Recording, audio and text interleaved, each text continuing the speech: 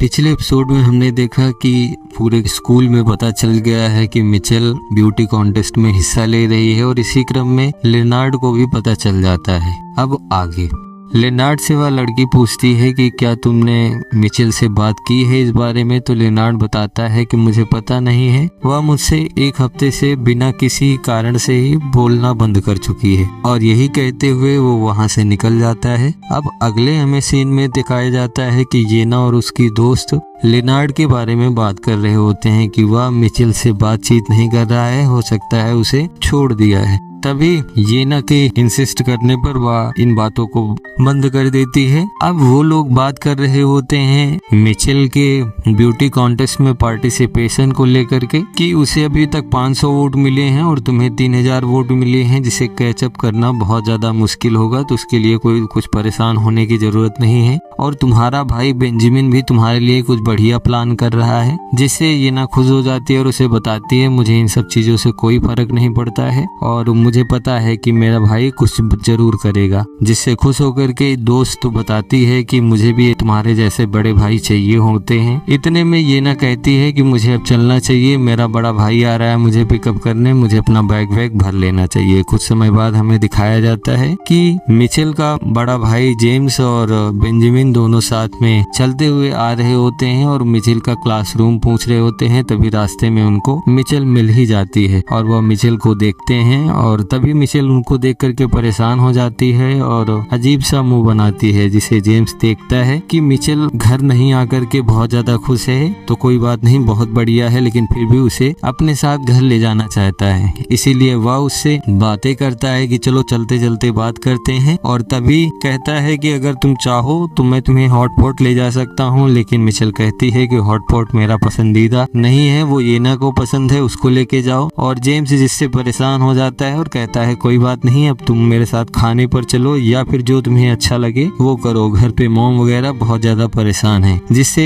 परेशान होकर के मिचेल बेंजामिन को कहती है कि तुमने मेरा मैसेज इन लोगों को नहीं दिया है क्या। और अब जेम्स को भी परेशानी हो रही है कि किस मैसेज की बात यहाँ पर चल रही है। तभी वह अपने बैग से एक फोटो निकालती है और कहती है कि ये ले लो, जिसे जेम्स कहता है कि ये फैमिली फोटो है, इसको तुम अपने पास रखो। लेकिन मिचेल उसे मोड़ करके ट्रैश में डाल देती है और कहती है कि अब तुम्हारी फैमिली का मेरे पास में कुछ नहीं है, ये बैग और कपड़े मेरे ग्रैंड मादर ने दिया है, इसलिए अब हमारा रिश्ता खत्म हो गया। जिससे परेशान होकर के जेम्स उससे कहता है कि तुमने फोटो को क्यों मोड़ करके फेंक दिया। लेकिन वह कहती है कि ये केवल एक फोटो ही तो है। अब जेम्स को अपनी पुरानी बातें याद आ रही है, जब ऐसा ही कुछ मिचेल के साथ उसने किया था, जिससे वह बहुत ज्यादा आहत होता है और मिचेल वहां से आगे जाने लगती है। तभी जेम्स बेंजामिन से कहता है कि किस मैसेज की बात कर रही है और वह बताता है कि वह फैमिली से पूरी तरीके से कट ऑफ होना चाहती है और यही उसका मैसेज था। जिससे जेम्स बेंजामिन को कहता है कि भैया ऐसा है कि आप जाओ घर, मैं आता हूँ थोड़ी देर में। और वह मिचेल के पीछे जाने लगता है और वहीं हमें विक्टर दिखाई देता है जो क्लासरूम से बाहर निकलता है और उसके पीछे जाने की कोशिश कर रहा होता है। तभी उसका दोस्त उसे रोकता है कि तुम्हें उनके फैमिली मैटर में बात नहीं करना चाहिए और बहुत कुछ समझाता है। लेकिन फिर विक्टर को फ्लैशबैक याद आता है कि लोग उसे किस तरीके से तंग करते हैं, उसके मास्क को लेकर के कैसे मजाक बनाया जाता है और उसकी फैमिली भी उसके साथ में ऐसा कर रही है, जिससे वो थोड़ा सा गुस्सा होता है कि एक लड़की के चक्कर में ये लोग उसके साथ ऐसा कर रहे हैं ये वो। तभी उसको दिखाई देता है बास्केटबॉल और वह उसे उठा करके उन पर फेंकने जाने ही वाला होता है। तभी पीछे से उसका दोस्त उसे पकड़ता है कि तुमसे ये काम शोभा नहीं देता, तुम ऐसा नहीं कर सकते हो, तुम मुझे लाओ, मुझे ये दो, मैं कुछ ना कुछ इसमें जुगाड़ लगाता हूँ। और वह नीचे जाता है और उसके भाई के ऊपर दे मारता है और उससे कहता है कि तुम लोगों का दिमाग खराब हो गया है, तुम ऐसा कैसे कर सकते हो किसी लड़की के साथ में। और ऊपर से यह सब देख करके विक भी परेशान होता है और वहां से गालियां वगैरह वो बकता है। अब उन दोनों के बीच में लड़ाई शांत हो जाती है और वह कार के पास आ जाता है। तभी जेम्स से वह कहता है कि मैं घर जा रहा हूँ और जेम्स एग्री करता है और वह मिचेल से मिलने के लिए उसके डोम पर जाता है और वहाँ रिसेप्शनिस्ट से कहता है कि मुझे अपनी बहन से मिलना है, वह ऊपर गई है और मेरा फोन नहीं उठा रही है। जिससे रिसेप्शनिस्ट कहती है कि क्या तुम्हें याद है कि तुमने कहाँ साइन किया था, मुझे पेज नंबर बताओ, मैं वो देख लूँ एक बार, उसके बाद तुम जा सकते हो, क्योंकि यहाँ मेल पेरेंट्स अलाउड नहीं है बिना किसी समस्या के। और तभी वह कहता है कि वह अकेली आई थी, जिससे वह परेशान हो जाती है कि तुम यहाँ लड़कियों के हॉस्टल में उन्हें चोरी छुपे देखने आए हो, परेशान करने आए हो। ये एक अच्छा स्कूल है जहाँ तुम जैसे चूतियों की जरूरत नहीं है। वह उसे डांट कर मारने के लिए दौड़ती है और वह वहाँ से निकल जाता है। तभी उसे उसकी पुरानी बातें याद आती है जो उसके मिचेल के साथ में उसने किया होता है। छोटी छोटी बातों पर किस तरीके से उसने स्ट्रेट फॉरवर्ड जवाब दिया था, जिससे वह खुद को परेशान करता है और उसे दुख भी होता है। तभी हमें झाओ मेंशन दिखाई देता है जहाँ पर कुछ लोग डिनर कर रहे होते हैं और वहाँ पर मिचेल की स्टेप मॉम जेम्स से पूछती है कि क्या तुम उससे मिलने के लिए गए थे, तो वो कहता है हाँ मैं गया था। और वहाँ पर तभी उसी समय ये ना सोच रही थी कि मिचेल के चक्कर में ये मुझे पिकअप नहीं किया, और वहाँ आगे उनके बीच में बातचीत बढ़ती है कि मैं उसके पास में गया था लेकिन वो 100 गेम की प्रिपेयर कर रही है, इसीलिए शायद उसने हम लोगों से रिश्ता अभी नहीं रखना चाहती है। और यह सुनकर के उसकी माँ भी शौक में आती है कि वो भी 100 गेम में पार्टिसिपेट कर रही है। तभी ये ना बीच में इनको इंटरप्ट करती है और कहती है कि वह बहुत डिफिकल्ट होता है और उसका जो ग्रेड है उसमें तो बहुत ज्यादा मुश्किल है। मैंने किसी तरीके से पिछली बार फाइनल में अपनी जगह बनाई थी। और यही बात वह बेंजामिन से पूछती है। तभी बेंजामिन कहता है मुझे नहीं पता, जिससे याना गुस्सा हो जाती है और वह अपनी माँ को कहती है माँ कोई बात नहीं, वो नहीं है तो क्या हुआ, मैं यहाँ हूँ अभी आपके पास में, उसका जो भी मैसेज होगा मैं उसे आपको बाद में बता दूंगी। तभी उसकी माँ उसे कहती है कि बाद में उसका मैसेज क्यों बताओगी मुझे, वो क्यों नहीं आ सकती है, जिससे ये ना फिर से परेशान हो जाती है और खुद को कोसती है कि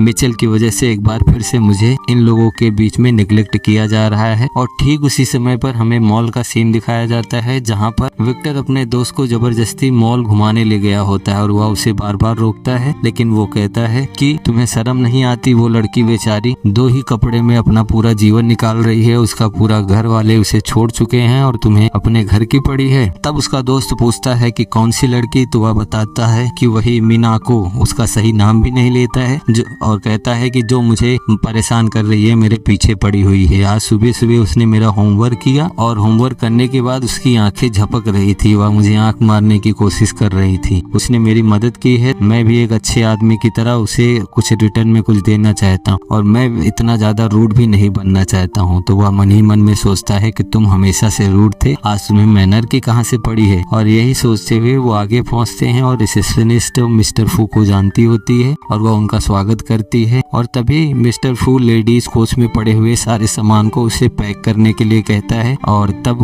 उसका दोस्त शौक में आता है कि तुम ये सारा कुछ लेने वाले हो। तभी वो बताता है कि क्या तुम सोच रहे हो ऐसी बदसूरत लड़की के लिए मैं चुनूंगा, मुझे इसका कोई शौक नहीं है। और वह पूछता है कैसे दोगे, जिससे वह परेशान हो जाता है। और परेशान होने पर विक्टर उससे पूछता है कि क्या हुआ, तुम इतने ज्यादा फ्रस्ट्रेटेड क्यों हो। तो वह अपने मन में सोचता है कि मैं तुम्हें नहीं बता सकता, लिनार्ड के साथ में मैंने उसे आते जाते देखा है, जिससे वह बहाना बनाता है और वो कहता है कि तुम्हें जो भी लेना हो ले लो, कोई दिक्कत नहीं है। और वो वहाँ का सारा सामान पैक कर लेता है और एक बॉक्स में भर लेता है। और तभी वह सोचता है कि तुम ये कुछ कपड़े खरीद रहे हो, उसका दोस्त सोचता है क्योंकि वो पूरा का पूरा खाली हो चुका था। अब वो लोग सारा सामान खरीदने के बाद में मास्क देखते हैं, क्योंकि वो लड़की मास्क भी लगाती है, तो सोचते हैं कि मास्क उसका बेकार हो गया है, इसके लिए 1-2 मास्क भी खरीद लूं। वो नहीं खरीद सकती। तभी रिसेप्शनिस्ट उसे बुलाती है, मिस्टर फू क्या आपको ये चाहिए, कुछ ब्रा पेंटी वगैरह था जो उसे दिखा रही थी, जिससे विक्टर बहुत ज्यादा गुस्सा हो जाता है और उस पर चिल्लाने लगता है कि तुम्हारा दिमाग खराब हो गया है, क्या तुम जानते हो कि मैं किस तरीके का लड़का हूँ, फिर भी तुम मुझसे ये सारी चीजें पूछ रही हो, बुद्धि तुम्हारी नहीं है। जिससे वो डर जाती है और डर से सॉरी बोलती है। तभी विक्टर उससे कहता है रुको ये भी दे दो मुझे, और वह उसे लेता है, उसको भी उसी में डाल देता है। और सारी चीजें खरीदने के बाद में वो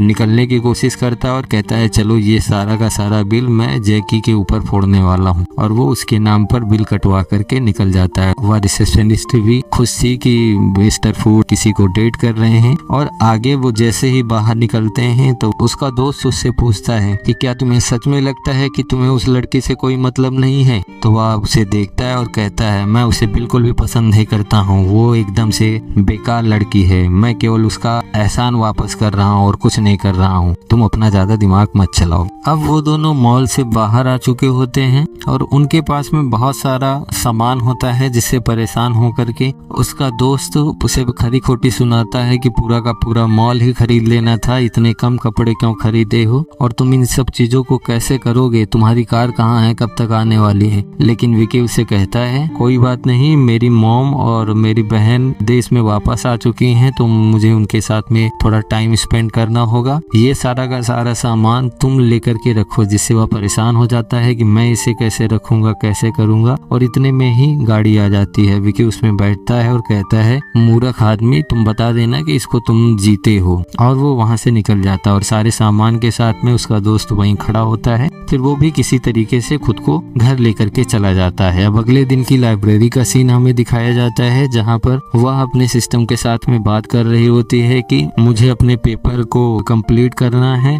और साथ ही साथ में मुझे पढ़ाई भी करनी है और अपना लक भी बढ़ाना है। इसी पर चर्चा कर रहे होते हैं, तभी सिस्टम बताता है कि एक छोटे बच्चे को पालने की एक छोटा सा नौकरी आई है, अगर तुम चाहो तो उसको करोगे तो तुम्हें पैसे भी मिलेंगे। जिससे वह एग्री हो जाती है और उसी बारे में वो सोच ही रही होती है। तभी वहाँ पर लिनार्ड आकर के बैठ जाता है, जिससे परेशान हो जाती है और वो कहती है तुम यहाँ क्या कर रहे हो। तभी लिनार्ड कहता है कि ये तुम्हारे बाप का नहीं है, कोई भी आ सकता है यहाँ पर। जिससे वह बहुत परेशान होती है कि तुम मुझसे इस टोन में कैसे बात कर रहे हो। उसके बाद लिनार्ड देखता है कि वह विक्टर का होमवर्क कर रही है, जिससे वो पूछता है तुम इसे क्यों कर रही हो, तो वो बताती है क्योंकि मुझे इसकी जरूरत है। और तभी लिनार्ड कहता है कि तुम्हें ये बेकार की चीजें बंद कर देनी चाहिए। मिचेल कहती है कि तुम्हें इससे कोई मतलब नहीं होना चाहिए, और वह अपने दिमाग में बहुत सारी उठपटांग चीजें लिनार्ड सोच रहा होता है। और तभी मिचेल उससे कहती है कि तुम्हें इससे कोई लेना देना नहीं हो सकता, ना तुम मेरे साथ में इस तरीके की कोई बात कर सकते हो। तुम मुझे केवल 2 साल से जानते हो और तुम्हें कोई अधिकार नहीं है कि तुम मेरे साथ इस तरीके से बातचीत करो। जिससे वह परेशान हो जाता है, अपने दांत को पीसता है और वह उससे कहता है कि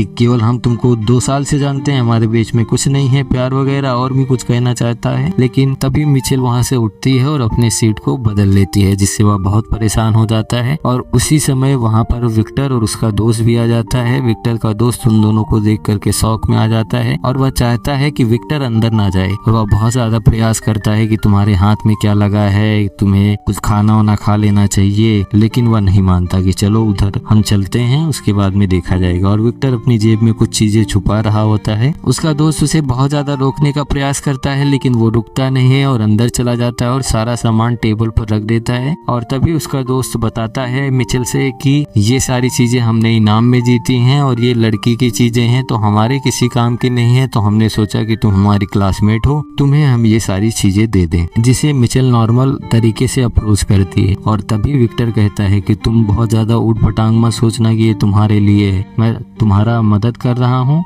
क्योंकि तुम हमारी क्लासमेट हो। और मिचेल को पता ही चल गया होता है कि ये सारी चीजें ये खरीदी हुई हैं, कहीं कोई इनाम में इतनी सारी चीजें नहीं मिलती हैं। और तभी वह थैंक यू कहती है, जिससे विक्टर का चेहरा लाल हो जाता है और उसने बताया कि मैंने तुम्हें पहले ही बताया है, बहुत ज्यादा ऊट-पटांग की चीजें दिमाग में मत लाओ, ये केवल इनाम में पाई हुई चीजें हैं जिसे तुम रख सकते हो। और अब लिनार्ड विक्टर को घूर रहा होता है, विक्टर उस पर नजर डालता है तो वो एक दूसरे को वो घूरे जा रहे हैं, जिससे परेशान होकर के मिचेल भी सोचती है कि ये दोनों एक दूसरे को क्यों घूर रहे हैं। वहीं लिनार्ड वहां से निकल जाता है और जेलसी में आकर के विक्टर उससे पूछता है कि क्या ये तुम्हारा दोस्त है, कौन है ये लड़का। और आज का एपिसोड हमारा यहीं खत्म होता है। कल फिर से मिलेंगे इस स्टोरी को आगे बढ़ाते हुए, तब तक हमारे साथ में बने रहिए। वीडियो को लाइक कीजिए, कमेंट कीजिए, शेयर कीजिए और चैनल को सब्सक्राइब करना बिल्कुल मत भूलिएगा। Thank you.